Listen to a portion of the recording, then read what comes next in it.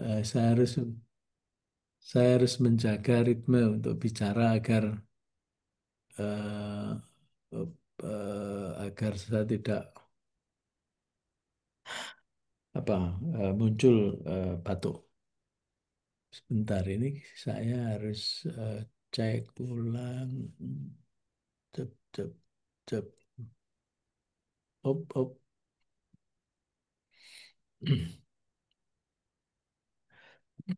Ah, tadi ada telepon masuk. Sebentar, sebentar. Maafin ada kolega. Eh, Bentar.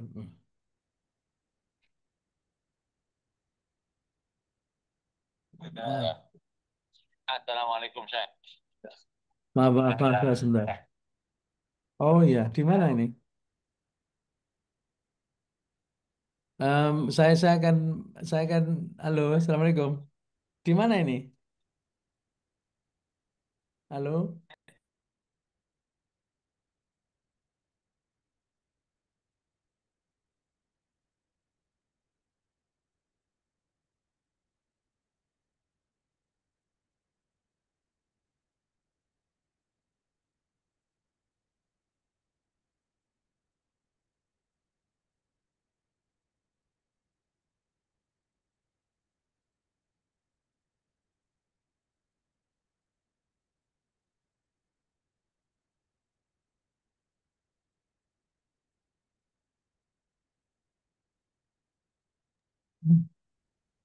Halo, maaf, maaf, maaf.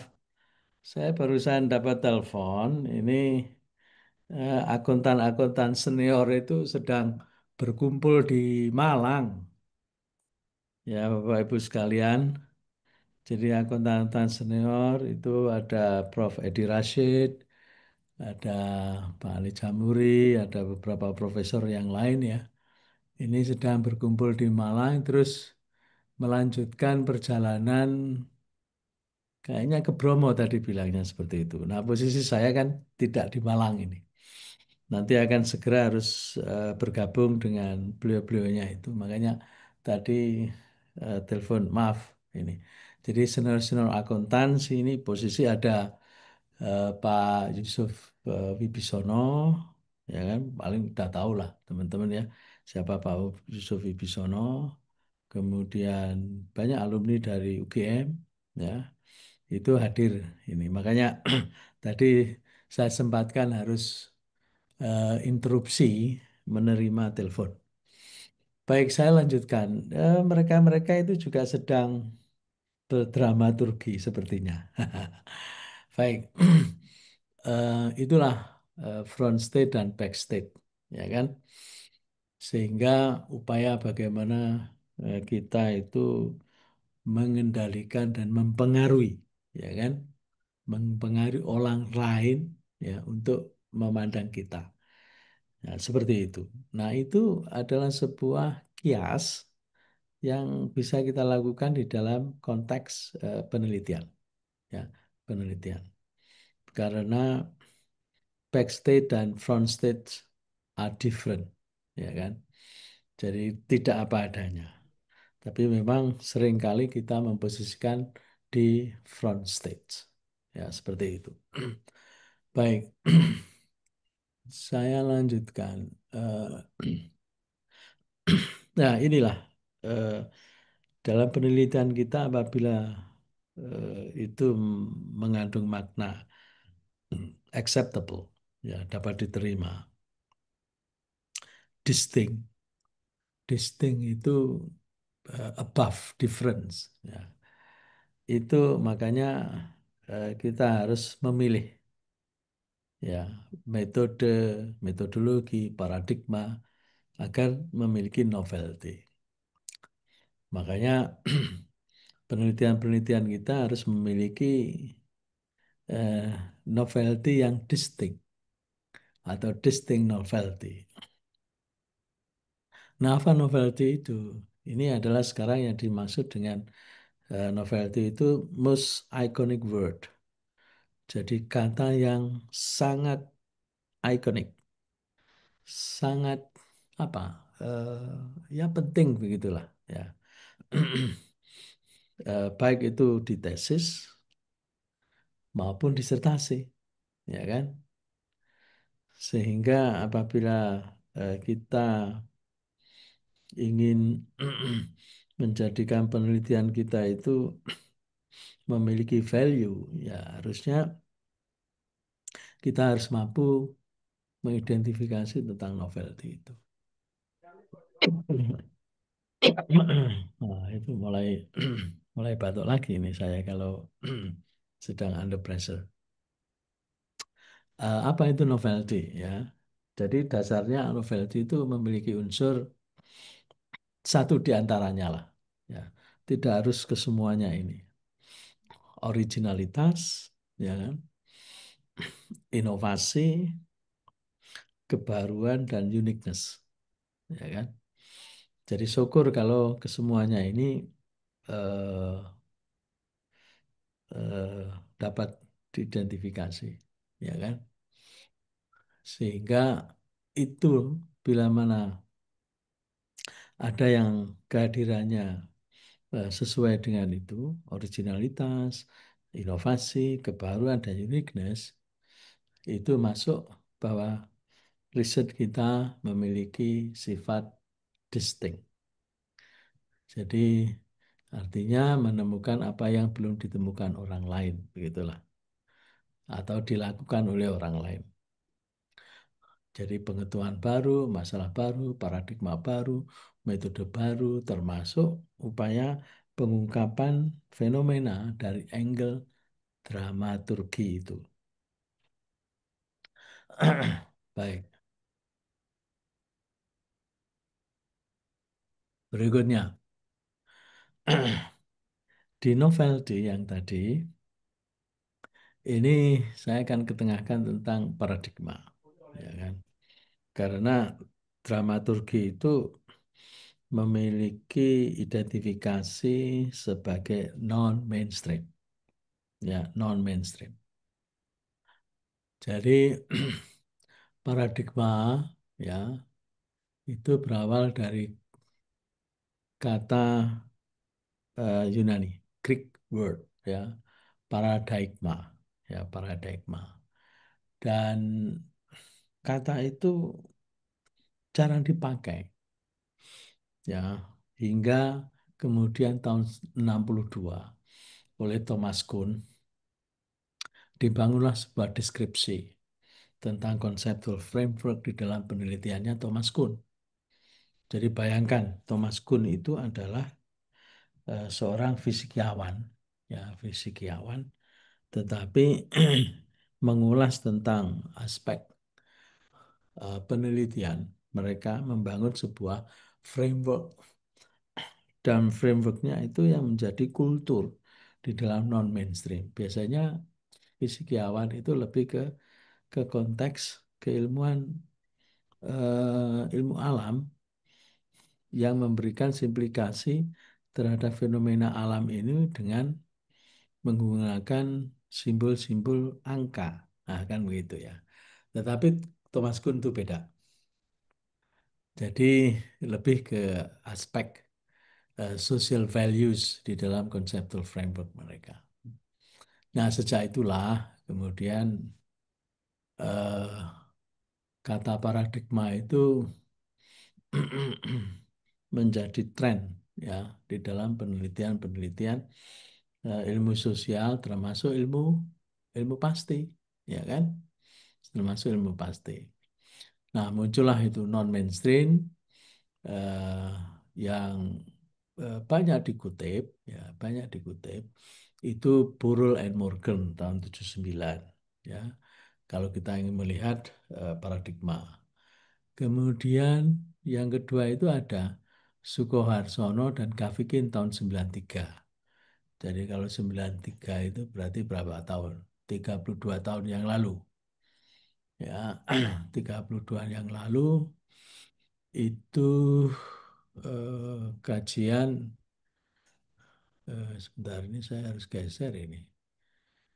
Eh, waktu studi awal saya doctorate program tahun 93. awal-awal, yaitu saya mempresentasikan dalam forum riset paper 4 ya di University of Wollongong, Australia. Barangkali kalau ingin membaca itu bisa di googling. Ya, di googling tahun 1993 nanti akan di redirect ke University of Wollongong, Australia. Riset paper itu. Itu juga mengatakan tentang paradigma, ya, tentang paradigma. Kemudian saya geser. Nah, apa itu paradigma? Ya, itu bisa dibaca di sana. Eh, Merupakan sebuah pendekatan atau riset model atau riset belief, ya, atau cara pandang di dalam melakukan penelitian dan telah diverifikasi ya oleh long community atau riset community in long process, ya kan, paradigma itu. Nah, nanti saya akan ketengahkan beberapa paradigma yang eh, menjadi tradisi kalau di Universitas Brawijaya, khususnya di Fakultas Ekonomi dan Bisnis, dan lebih spesifik di accounting, ada beberapa paradigma. Nanti saya akan tunjukkan di situ. Nah, beberapa paradigma itu muncul di dalam kerangka social science, karena accounting itu masuk kategori social science. Ya, itu. Dan most of the research paradigm in social science and business sciences itu muncul beberapa pendekatan, kan, yang disebut dengan paradigma itu, jadi positivis, yang itu menjadi tren mainstream hingga terkini mainstream. Kemudian interpretivis, ada critical, dan ada spiritualism. Ya, masuk kategori di dalamnya ada religion, ya kan?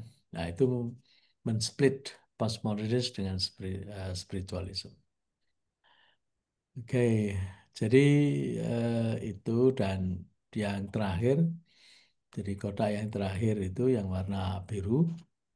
Jadi setiap riset, every riset menggunakan satu dari riset paradigma itu. Apakah positifis atau interpretif, ya kan?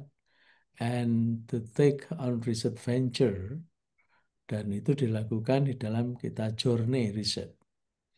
Ada kalanya para peneliti melakukan kombinasi di antaranya itu, ya, ya enggak apa-apa. Hanya kemudian eh, bila kita ingin fokus pada satu paradigma, ya itu lebih banyak sering dilakukan daripada kita menggunakan model yang pluralism. Oke. Kemudian research itu menjadi pencirian kita di dunia academics, ya kan? Pencirian kita adalah hasil temuan kita dari journey yang kita teliti, kita investigasi. Karena upayanya riset itu penting untuk memecahkan masalah, untuk menemukan solusi, untuk menemukan informasi, Minta tolong kertas yang di meja bawa sini, Dek. untuk meyakinkan pendapat, ya kan? Untuk meluruskan ketidakjelasan masalah, berinovasi hal yang Saya bayar baru, bapakmu. ada kemudian mencari tahu informasi persoalan yang sebenarnya, kemudian membangun teori dan konsep baru, Kertas folio. itu adalah yang pen- mengapa itu penting dilakukan penelitian. Kemudian ada hal yang memberikan konotasi non-mainstream, yaitu mengungkapkan nilai-nilai kebatinan. Itu juga sebenarnya masuk kategori riset, menyatukan teori dan praktek, menggali nilai-nilai histori, untuk membangun fantasi dan membangun imajinasi. Sehingga itu memberikan pelambangan yang non-mainstream. Ya, non-mainstream mengarah ke sana. Kalau yang sebelah kiri itu siapa saja sering memahami seperti itu. Tapi kalau mengungkapkan nilai-nilai kebatinan, menyatukan teori, kemudian juga salah satunya unsur memberikan kias ya terhadap fenomena, ya membangun fantasi. Karena dramaturgi itu sebenarnya kan presentation self itu kan membangun fantasi atas diri, ya atas diri, ya seperti itu. Oke. Nah, definisi riset ya semua ada tahu ini untuk itu. Kemudian bagaimana riset itu diawali, teman-teman sudah biasa melakukan itu. Jadi riset itu bisa diawali dari individual experiences, jadi pengalaman individu, pengembangan teori, membangun conceptual framework, dan seterusnya. Terus kemudian ada perspective choice atau paradigma pilihan ya di dalam riset itu. Kemudian, nah ini adalah stream di dalam penelitian. Paradigma itu yang tadi saya sampaikan ada positivisme, interpretif, kritisisme, postmodernis, dan spiritualisme. Dramaturgi masuk di mana? Ya. Dramaturgi prinsipnya bisa masuk di paradigma non-mainstream. Non-mainstream itu kan mulai dari interpretif, kritisisme, postmodernis, dan spiritualisme. Bisa masuk di mana-mana dia. Bergantung kepada metaforanya. Ya, bisa metafora eh, drama drama-drama apa yang eh, stream yang kita pahami.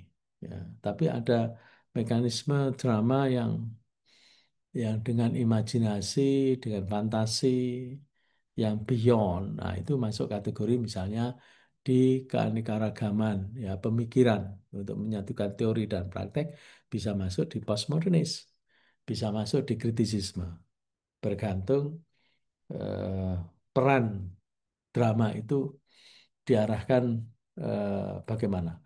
Jadi bagaimana kita mengelola peran ini. Ya, sekalipun seringkali dikonotasikan paradigma dramaturgi masuk di paradigma interpretif ya.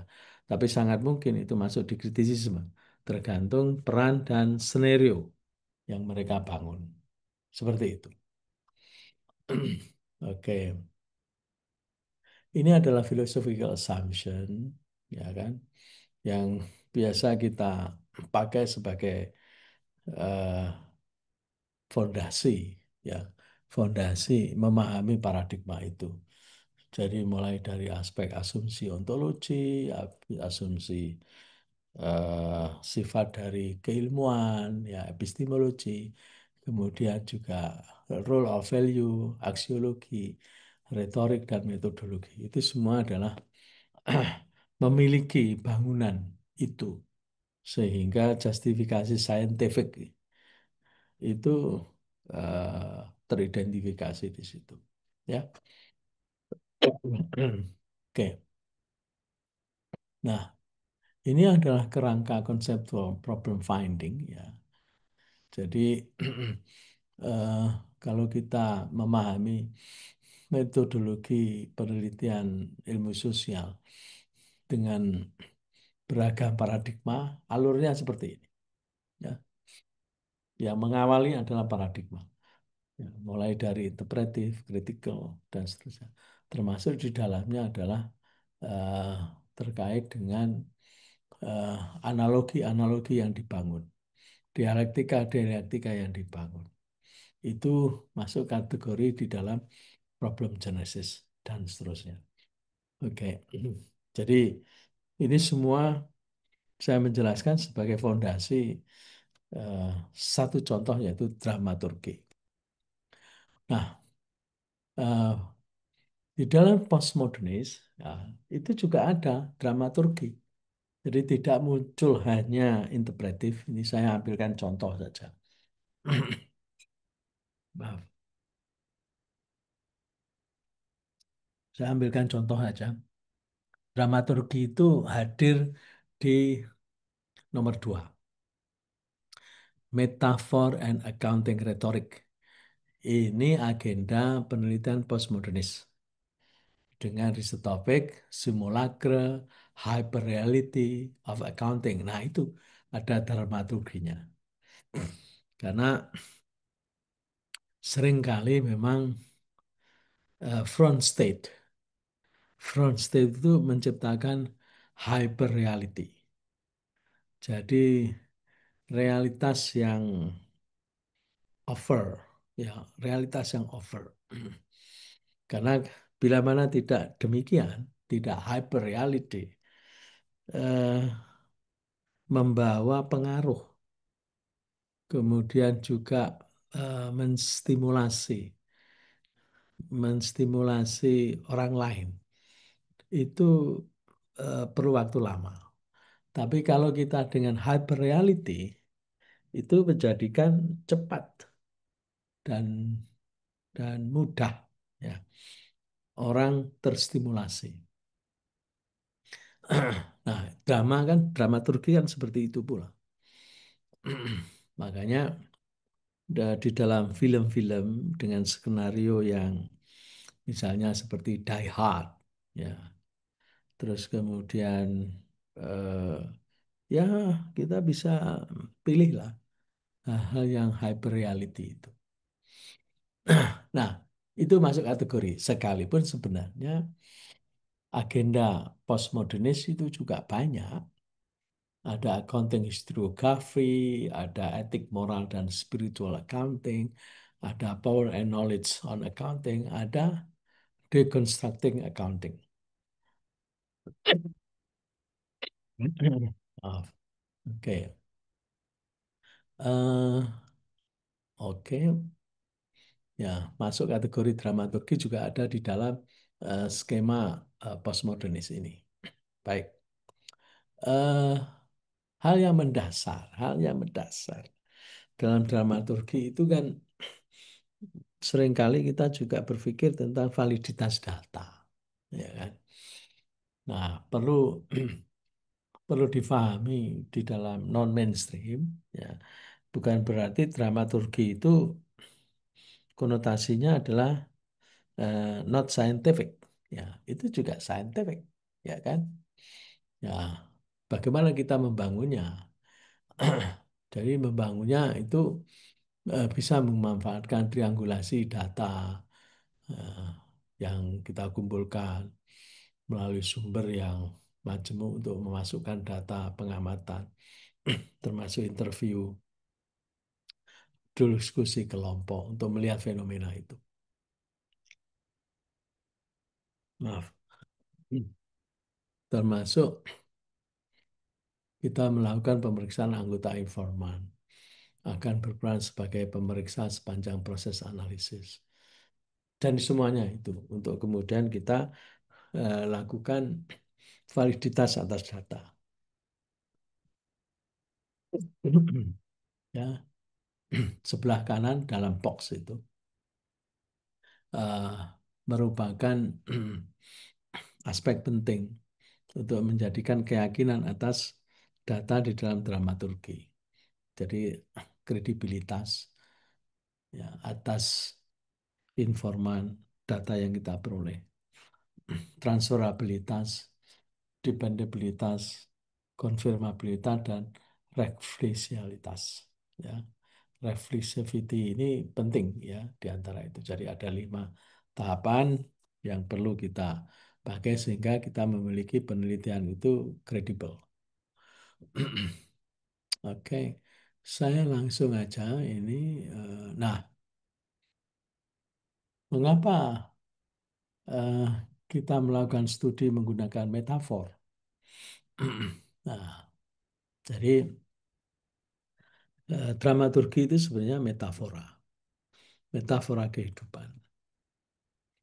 Jadi studi itu dapat memanfaatkan metafora di dalam metode penelitian itu. Mengapa? Ya, sebab metafora itu menyajikan alat yang powerful, alat yang kuat, ya. Untuk apa? Untuk memahami, menginterpretasi, dan menjelaskan, ya, kompleksitas fenomena. atau fenomena abstrak itu. Ya, jadi itu metafora. Makanya kemudian fenomena itu harus kita bangun sedemikian rupa. Kita bisa meminjam fenomena dramaturgi itu backstage dan frontstage. Ya, eh, mengapa fenomena itu dipakai? Itu ada 4 ya, saya 5, maaf. 5. Pertama, eh, membuat abstrak itu dapat dipahami. Ya. Membuat fenomena abstrak itu dapat dipahami. Jadi metafora itu. Kalau metafora dramaturgi itu backstage dan frontstage. Apakah metafora hanya itu? Ada banyak, nanti saya akan tunjukkan. Nah, metafora itu membantu untuk apa? Mentranslasi konsep-konsep yang kompleks dan konsep-konsep yang intangible ya ke dalam istilah-istilah yang menjadikan itu familiar. Ya, menjadikan familiar. Itu yang pertama. Yang kedua, untuk menyatakan sesuatu itu dalam dimensi yang tersembunyi ya, dari sebuah realitas. Ya, kita ungkapkan itu. Kemudian yang ketiga, memberikan petunjuk ya dalam desain riset atau analisis riset.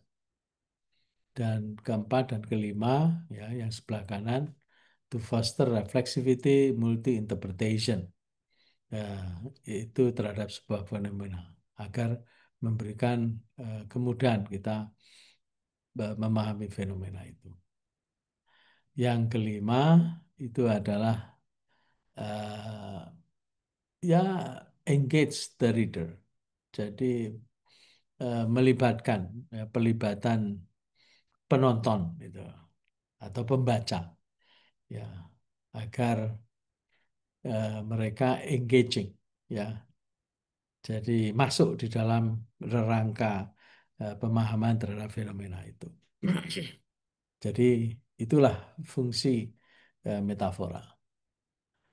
Eh, ini beberapa contoh dramaturgi ya di accounting field ya. Ini studi lama ya persis saat awal-awal saya membaca tentang dramaturgi itu tahun 1993 persis seperti yang tulisan saya tahun 1993 itu. Jadi 33 tahun yang lalu.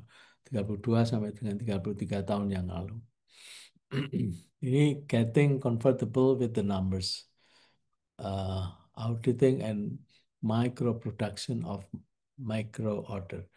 Terus ini saya coba menggambarkan bagaimana everyday practices of financial auditors itu. Yaitu dengan satu gambar uh, memberikan sebuah ilustrasi tentang everyday practices of financial auditor. Artinya apa? Ini ada tax audit, terus ada auditi, ya kan, yang mereka diaudit, ya, nggak tahunya eh, ada dua peran, ya. Yang belakang yang membawa buku itu adalah backstage, ya. Terus yang front stage itu yang di tengah, ya. Jadi orang yang di tengah itu, ya, orang yang di tengah itu front stage, karena dia surprise itu, karena kehadirannya orang yang backstage itu membawa dengan apa lugasnya mereka. Do you want the sets of the book or the set you keep in the broom cupboard? Ya, artinya ada dua buku ternyata di aspek finansial itu. Jadi ada yang buku yang itu ditampakkan yang menjadikan hyper reality, ya. Ya. Terus yang mereka bawa itu, yang di belakang itu yang masuk kategori yang backstage, ya backstage dia membawa itu. Makanya dia surprise itu. Makanya tax audit itu memberikan apa? Itu ada di atas kepalanya itu kan tanda ya, naik turun grafik itu. Jadi itu mengilustrasikan pemahaman mereka. Sehingga ternyata di situ ada double bookkeeping. Nah, double bookkeeping. Seperti itulah. Jadi bagaimana everyday practices of financial auditors. Nah, dia menghadapi orang seperti itu. Ya, menghadapi orang seperti itu. Dari dulu hingga sekarang ya sama aja. Ya, sama aja. Ada 2 buku, ada 3 buku, bahkan lebih. Ya, seperti itu. Oke. Nah, ilustrasi ini digambarkan secara lebih singkat, tapi lebih detail, tapi singkat. Ya, jadi fokus di everyday practices of financial auditor. Nah, dramaturgical application-nya itu ada performance of objectivity. Ya, menguji bagaimana auditor itu eh, apa pada eh, tataran stage yang meticulously, ya aneh, ya karena di situ ada peran yang ada 2 peran, ya, dia hadapi seperti itu. Nah, disitulah ada front stage construction, ada backstage reality. Dan backstage reality-nya itu seperti tadi, yang belakang itu membawa buku yang bermacam-macam, ya, versi, bermacam-macam versi. Nah, front stage construction itu bergantung mereka dihadapkan kepada siapa, ya kan, pada siapa. Nah, seperti itulah kondisinya. Makanya kemudian di situ ada impression management tools. Jadi alat pengelola peran, ya, di antara itu. Jadi itu bisa dimanfaatkan di dalam konteks kita menganalisis praktek-praktek keseharian, ya, dari seorang auditor berhadapan dengan auditing. Ya, itu judulnya Getting Comfortable with the Numbers. Auditing and the Micro Production of Micro Order. Silakan kalau ingin melakukan replikasi terhadap tulisan yang lampau itu dengan konteks dramaturgi. Berikutnya, ini dramaturgi approach accounting field juga ditulis tahun 2011 oleh Solomon, Norton, and Joseph. Ini judulnya Private Climate Change Reporting, The Discursive Constructions of Corporate Risk Narrative. Ya, ini often applied dramaturgically, ya kan? Dia memanfaatkan dramaturgi di dalam analisis itu. Fokusnya apa? Fokusnya itu adalah corporate social responsibility, tanggung jawab sosial perusahaan, dan climate change reporting. Jadi pelaporan perubahan iklim. Di dalam apa itu? Laporan tahunan mereka dan pengungkapan keberlanjutan mereka. Nah, saya menggambarkan, saya memang memilih gambar ini. Ini batu bara ini warnanya jadi hijau. Jadi bagaimana upaya, ya itu seperti yang disebut sekarang greenwashing itulah, greenwashing. Jadi batu bara itu kan warnanya kan hitam ya. Nah, tapi bagaimana kita harus merubah hitam itu menjadi hijau.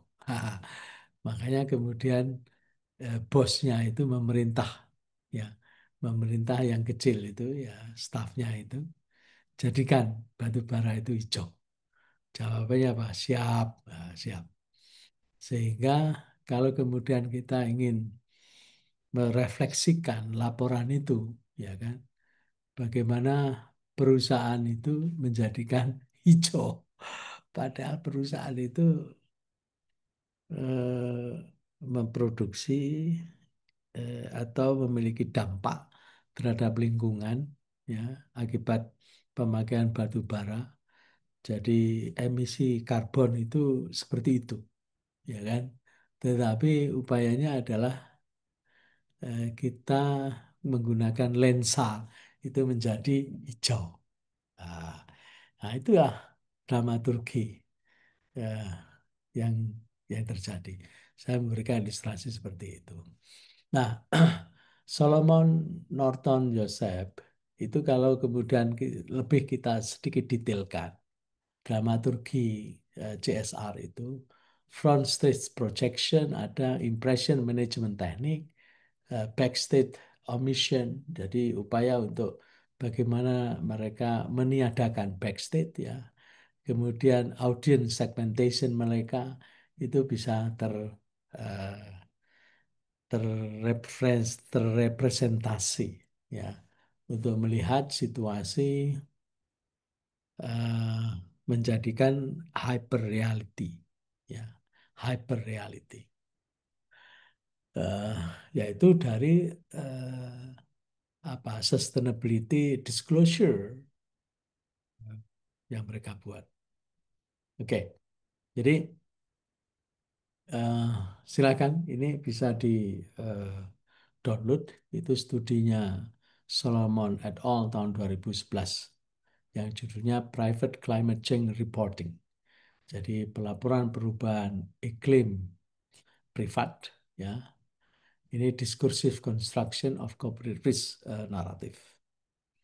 Mereka upaya bagaimana CSR itu laporan laporan CSR itu menyajikan kinerja secara strategik ya ya untuk menggambarkan lingkungan yang mereka sudah berkontribusi dan tentu mereka mengelola reputasi dan menjadikan itu legitimasi. Jadi manajemen peran mereka olah sedemikian rupa untuk menyajikan informasi yang hyper reality tersebut. Nah, berikutnya ini juga begitu. Ini adalah accounting field semua. Eh, Back again tahun 2003 ini oleh Power, Auditing and Production of Legitimacy. Ini fokusnya the broader social function, legitimacy and audit profession, ya kan? Ini skandal itu, particularly in the wake of scandal Enron ya tahun 2003. Bayangkan itu di Enron itu core principle itu selalu mereka presentasikan compliant lah, ethical behavior lah, assurance lah, audit strongly conducted lah, certification yang dilakukan, risk appetite dan risk tolerance ya, itu semua menjadikan prinsip-prinsip inti yang mereka lakukan. In fact, Enron seperti itu. Jadi itu juga aspek dramaturgi yang terbangun di dalamnya. Oke. Nah, power itu kalau kemudian diilustrasikan yang lebih sedikit detail, itu ada front state reassurance, back state public disconnect, ya kan? Impression management of the profession, itu juga itu menguji bagaimana profesi akuntansi itu engage di dalam manajemen peran. Jadi manajemen peran itu. Oke ya, jadi itu auditing. Terus kemudian tahun 1993 back again itu comfortable with the numbers. Ini pun demikian yang tadi itu ya. Terus kemudian, oh maaf ini masih gambarnya masih sama. Tapi ada beberapa hal yang barangkali nanti bisa dijadikan ilustrasi untuk menggambarkan dramaturgi di arena akuntansi. Oke, terakhir. Ini adalah macam dan jenis metafora dalam penelitian. Jadi tidak hanya dramaturgi saja, metafora teater yang hadir. Jadi metafora dramaturgi, ada metafora mesin, ada metafora organisme, ya kan? Ada metafora Pancasila, itu mungkin ya kita memberikan kiasan di dalam menganalisis itu menggunakan tahapan-tahapan Pancasila ya. Jadi ketuhanan, ya kan, kemanusiaan, persatuan, ya, keadilan, dan seterusnya itu adalah sebuah metafora pula untuk menganalisa apa ini fenomena eh, bisnis atau social and business. Jadi nomor satu itu contoh penelitian menggunakan konsep panggung depan dan panggung belakang. Ya, itu menjelaskan perilaku sosial sebagai pertunjukan ya. Sangat cocok untuk studi identitas, interaksi sosial, dan organisasi. Paradigmanya bisa interpretif, bisa konstruktivis, bisa postmodernis. Ya, bergantung eh, tema peran yang kita gunakan. Kemudian metafora mesin, itu juga contoh organisasi dipandang sebagai mesin yang dapat dioptimalkan dan dikendalikan. Fungsinya menganalisa efisiensi, struktur, dan sistem kontrol. Paradigma bisa positivistik, fungsionalis, ya, kritik terlalu deterministik dan mengabaikan aspek manusia. Karena itu mesin, ya. Kemudian metafora organisme, makhluk hidup. Ini menekankan adaptasi lingkungan dan siklus hidup. Ya, siklus hidup. Paradigmanya terbuka ya, kontingensi ekologis bisa dimanfaatkan. Kemudian 4 itu metafora dialog atau suara. Ini percakapan atau polifoni suara ya, menggambarkan adanya banyak perspektif dan suara dalam data ya. Dan ini bisa ke feminisme atau postmodernis atau kritis ya. Metafora permainan atau arena bisa dipakai. Kemudian yang terakhir yang 6 metafora lensa kamera. Ini juga banyak pula peneliti akuntansi menggunakan lensa ini. Metode penilaian sebagai lensa untuk melihat realitas. Fungsi menunjukkan keterbatasan dan fokus dari perspektif tertentu. Ini paradigma konstruktivis atau interpretif. Jadi itulah eh, sekilas dari saya, kurang lebihnya saya mohon maaf dan saya akan segera mengakhiri. Saya kembalikan ke Pak Dr. Khadijah. Terima kasih, Pak Dr. Khadijah. Baik, terima kasih kepada Prof. Eko, walaupun dalam kondisi kurang fit ya, Prof, untuk pagi Iya, hari ini. betul. Terima kasih. Iya, Terima kasih. mudah-mudahan kita kita doakan bersama-sama semoga Prof. Eko segera Terima kasih. pulih kembali. Terima kasih. Dan mungkin di sela-sela kesibukan beliau juga sudah Hmm. bersedia menyampaikan materi yang sangat luar biasa dan inspiratif ya, banyak insight yang kita temukan dari penyampaian materi beliau tadi, dan saya yakin Bapak Ibu semua bisa mendapatkan ide-ide ya, ide-ide penelitian untuk novelty ya, keterbaruan, dan yang penelitian yang lebih inovatif mungkin nanti yang bisa dilakukan dengan menggunakan pendekatan dramaturgi. Dan bagi Bapak Ibu mungkin yang selama ini belum mengenal pendekatan dramaturgi, nah tadi Prof. Eko juga menyampaikan dari awal ya, dari bagaimana paradigma, bagaimana mengenai menemukan novelty, hingga tadi juga diperlihatkan ya berbagai contoh artikel-artikel yang itu bereputasi internasional dan sangat baik ya di Scopus, dan ini bisa menjadi pedoman nanti bagi Bapak Ibu yang ingin melakukan penelitian di bidang pendekatan dramaturgi. Baik, semoga apa yang Prof. Eko sampaikan itu bisa mendapatkan banyak manfaat bagi kita, bagi pengembangan ilmu akuntansi yang kita miliki, dan juga menjadi amal ya bagi Prof. Eko. Dan Hmm. selanjutnya kita masuk ke sesi kedua untuk sesi diskusi dan tanya jawab. Dan bagi Bapak Ibu yang ingin mengajukan pertanyaan dapat menulis di kolom chat atau langsung menggunakan fitur raise hand untuk bertanya secara langsung kepada narasumber kita. Saya Silakan Mbak, Bapak Ibu. saya Iya, Mbak, Prof. raise hand. Oke, raise. Oke, raise Iya. hand. Ah, Oke. baik. Saya? Silakan Bapak, Bapak Muhammad Gowon ya. Ya, Silakan oke. Bapak. Makasih. Iya. Ya, makasih Ibu Khadijah untuk kesempatan yang diberikan. Prof. Eko Ganis, saya mahasiswanya Prof. Imam Ghazali. Jadi saya sebenarnya Undip, banyak undip, undip. ini ya Undip, ya Prof.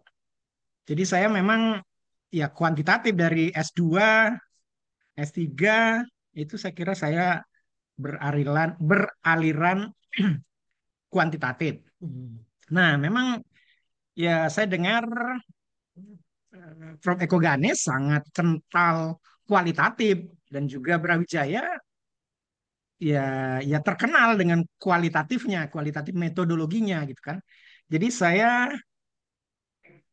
ya banyak banyak ingin belajar karena saya memang mau mempublikasikan penelitian saya itu ya kuantitatif saya tidak begitu. Tapi saya kira saya bisa kuantitatif, tapi kualitatif itu sesuatu yang menarik gitu kan. Jadi mungkin kalau saya akan menggunakan metode ini dalam penelitian saya, kira-kira ini eh, ya yang baru Prof. Eko Ganis jelaskan itu dramaturgi ini saya sebenarnya belum apakah ini metodologi, apakah ini pendekatan, ataukah ini apa ya namanya? Saya belum belum ano ya. Jadi saya belum dapat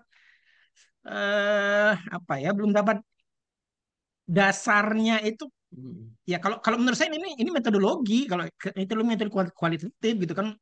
Jadi walaupun saya ndak banyak kualitatif, tapi ya saya ingin ingin menulis publikasian yang mengarah ke kualitatif. Jadi mungkin kalau Prof. Eko Ganis punya saran, saya ingin mempublikasikan penelitian saya mengenai apa laporan akuntabilitas kinerja di Pemda. Jadi mungkin ya menurut saya itu bisa menggunakan metode metode yang kualitatif tapi juga mungkin kuantitatif. Itu saya sebenarnya tertarik Ya, untuk ya. menggunakan metode yang seperti Prof. Eko Ganis Ya, ya. banyak singgung ini saya kira. Oke, terima Gitu. kasih Mas Gowon. Oke, mungkin ada satu lagi mungkin itu ada siapa? Mbak Khadijah. Ya, baik Prof. Kita tampung dulu ya Bapak Muhammad Gowon. Nah, kita persilahkan ini ada raise hand yang kedua ada dari Bapak Tommy Bermana. Silahkan Bapak ingin bertanya secara langsung. Terima kasih Ibu. Izin Prof, saya mau tanya sedikit. Saya mungkin masih agak bingung ya dramatologi ini diterapkan di dunia akuntansi, Prof. Karena kan gini Prof, yang namanya akuntansi itu kan logik Prof ya dari sisi transaksi sampai laporan keuangan Prof ya. Nah, menerapkan dramatologi itu drama itu seperti apa sih Prof? Nah ini yang saya agak bingung kan accounting, Hmm, accounting dan hmm, audit itu logis ya.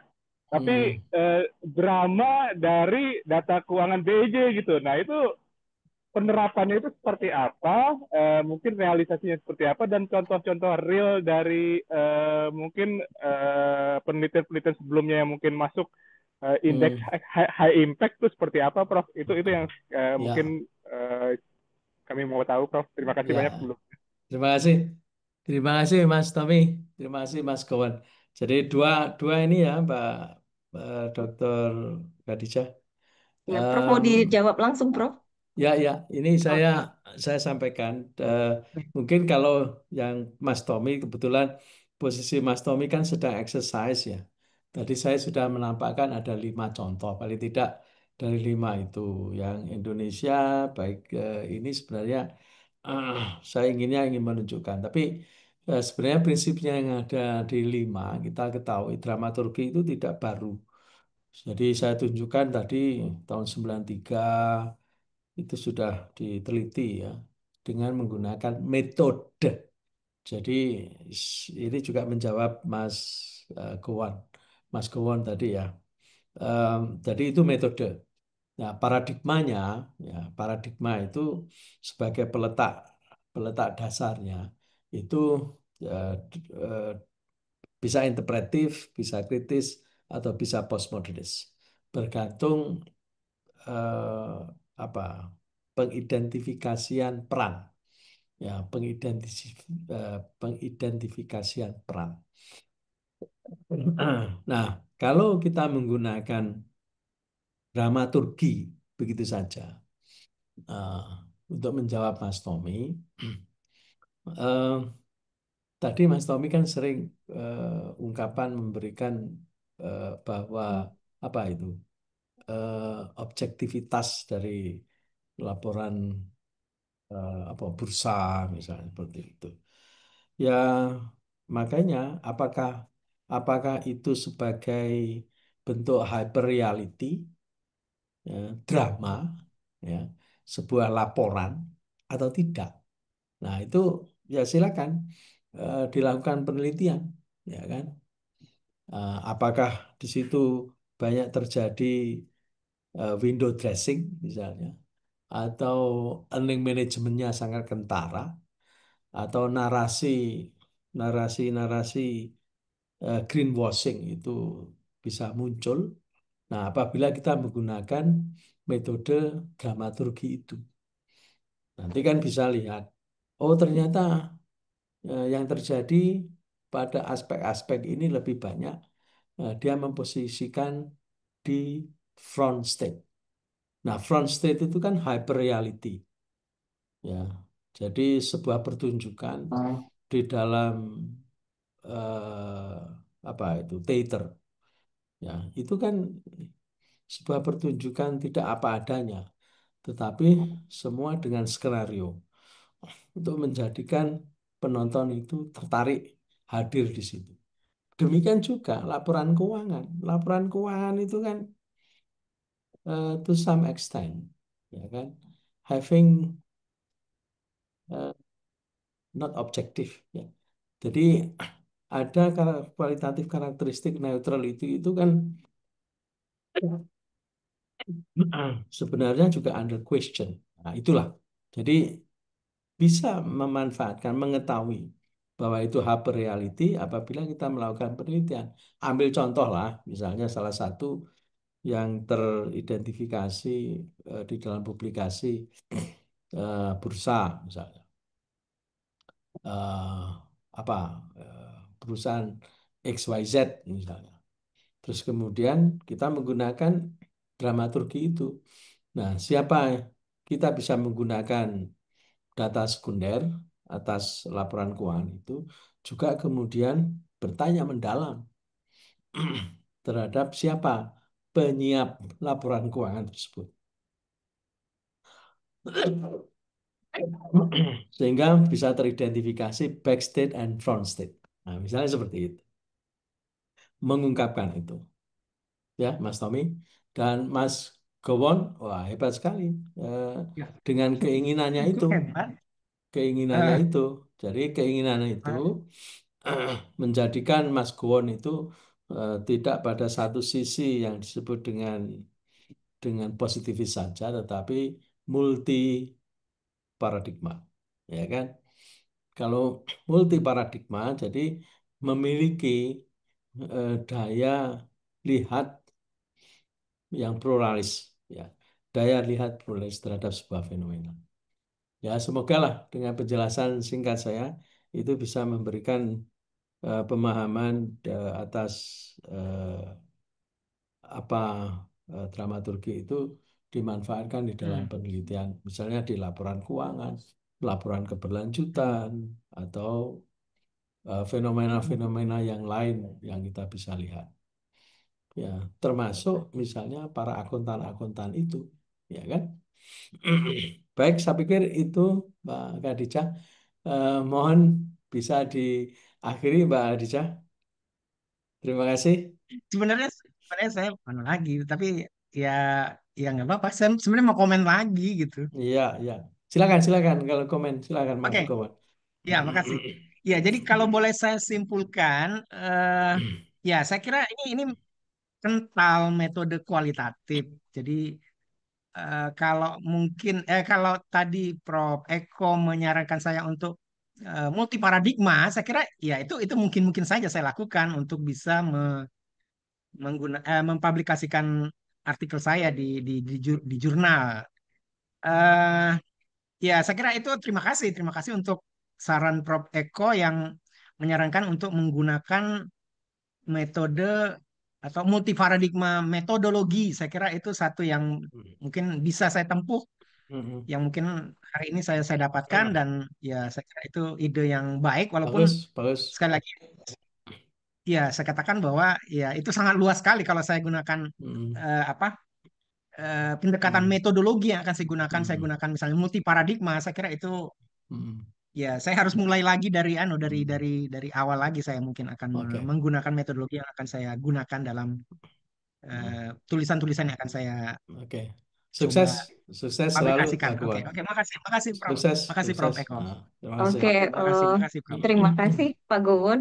Memang ini adalah dramaturgi, walaupun ini sudah lama sebenarnya pendekatan dan metodenya, tapi mungkin bagi kita yang biasanya di aliran mainstream, ini merupakan suatu yang baru ya Pak Gowon ya. Mungkin nanti Pak Gowon bisa Ya, membaca bukunya ya Goffman baru. ya, atau bisa membaca langsung artikelnya Prof. Eko ya, yang tadi di Hmm. yang sudah diterbitkan tahun 1993 ya, Power and Knowledge in Hmm. Accounting. Nah, itu mungkin Hmm. Oke, bisa menjadi bagus. panduan juga, dan ada beberapa artikel Ya, tadi yang juga disampaikan. Memang ini jujur saya juga baru waktu kuliah di Brawijaya itu baru menemukan penelitian-penelitian dengan metode kualitatif ya, termasuklah di sini dramaturgi. Dan untuk melakukan penelitian dramaturgi itu memang kita butuh banyak membaca dan juga banyak ini ya, karena ini merupakan suatu yang baru ya bagi kita yang biasa di aliran mainstream. Mungkin nanti Pak Gowon dengan adanya semangat itu sudah ya, bisa menjadi Hmm. ya, ya. apa ya, langkah Makasih ya. selanjutnya Oke. nanti akan Semangat saya, semangat. Oke. ya. Terus, dan Makasih. mungkin ini ada banyak pertanyaan sebenarnya. Nah, tapi ini kita karena keterbatasan waktu ya, Bapak Ibu, saya mohon maaf ya tidak bisa menjawab semua pertanyaan yang ada di sini. Tapi saya bisa memberikan saran ya, nanti bisa membaca beberapa artikel yang tadi sudah disarankan oleh Prof. Eko untuk membantu Bapak Ibu memahami kembali mengenai pendekatan dramaturgi. Baik, mungkin dengan berakhirnya sesi diskusi kita, maka kita sudah sampai di ujung acara webinar kita. Dan terima kasih kepada Prof. Eko atas semua penjelasan dan juga informasi yang sangat bermanfaat bagi kita semua. Dan ini akan tentunya akan menjadi ide-ide untuk melakukan riset-riset akuntansi yang memiliki novelty dan juga keterbaruan dalam riset akuntansi. Dan insya Allah juga nanti tentunya bisa bermanfaat bagi praktik ilmu akuntansi di masyarakat kita. Baik Bapak Ibu peserta webinar, saya mengucapkan apresiasi setinggi-tingginya untuk pembicara kita, Prof. Eko Ganis Sukoharsono, yang telah berbagi ilmu dan juga atas kesediaan beliau sudah hadir di pagi hari ini. Dan tentunya saya juga mengapresiasi seluruh audiens ya yang telah hadir dan juga bersemangat untuk menyimak dan dengan antusias materi kita pada pagi hari ini. Dan sebelum saya tutup, mungkin saya boleh meminta Prof. Eko untuk memberikan sedikit closing statement, Prof, untuk memberikan semangat nih bagi teman-teman yang ingin mulai masuk ke dunia multi paradigma ya, Prof. Silakan, Prof. Eh, Baik, terima kasih Mbak Dr. Khadijah. Singkat saja, em, apa ya? Saya ya berpesan untuk peneliti-peneliti muda, jadi untuk memberikan menerima pemahaman yang multi paradigma itu. Jadi satu paradigma yang baru saja kita sampaikan yaitu dramaturgi, ya, sebuah metode eh, sekian dari sekian banyak metode. Ya, semoga ini memberikan jalan terbaik untuk publikasi berikutnya dengan memanfaatkan dramaturgi. Terima kasih, Bang Adija. Baik, terima kasih Prof. Eko atas closing statement-nya. Semoga teman-teman, Bapak Ibu semua nanti mau ya untuk masuk ke dunia multi paradigma dan mau mencoba untuk melahirkan karya-karya di bidang akuntansi multi paradigma.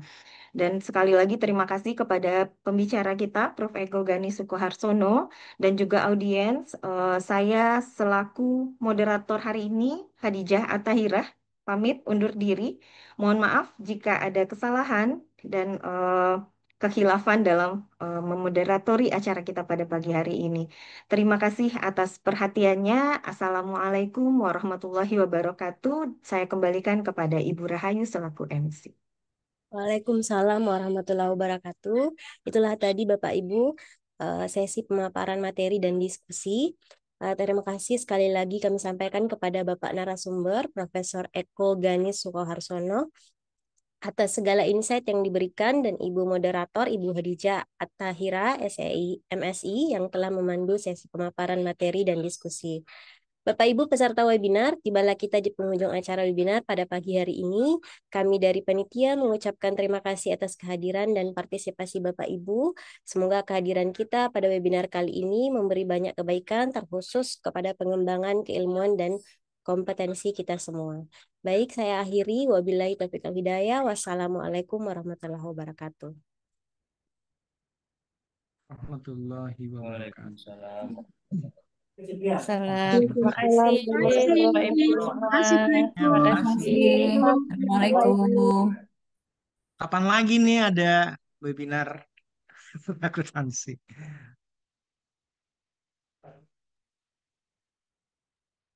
Menarik.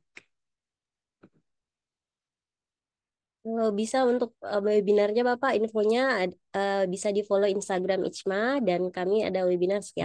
setiap pekan, setiap hari Sabtu, Minggu, dan juga nanti ada international conference. Info lebih lanjutnya mau di Oh follow iya. aja Pak Instagram Ijma. Oke, makasih. Makasih, Ichma. Terima kasih Bapak. Makasih. Terima kasih.